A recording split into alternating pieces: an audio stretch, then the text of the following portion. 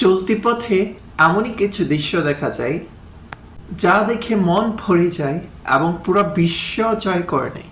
এরকম কিছু ভিডিও আল্লাহ তাআলা এমন একটি পাখি তৈরি করেছেন, যে পাখিটি দেখছেন, এ পাখিটির নাম হচ্ছে পানকুড়ি, যে কিনা তার শরীরের তুলনায় বড় কিছুকে খেয়ে ফেলতে পারে। এই দেখুন না, এই মাছটার দিকে লক্ষ্য করুন, কত বড় একটি মাছ সে কিন্তু খেয়ে ফেলবে। কি অসাধারণ একটা দৃশ্য, আপনারা জাস্ট দেখতে থাকুন। মহান রব্বুল আলামিন এই পৃথিবীতে কোনো কিছুকে অযথা সৃষ্টি করেননি। এই পাখিটিকে যদি কেউ পোষ মানাতে পারে তাহলে কিন্তু সে তার জীবিকা নির্বাহ করতে পারবে। কেননা এত বড় বড় মাছ ধরে কিন্তু সে ধরে দিবে তার মালিককে, এবং সেই মালিক কিন্তু এগুলা বিক্রি করে অনেক টাকা উপার্জন করতে পারবে এবং জীবিকার চাহিদা মেটাতে পারবে।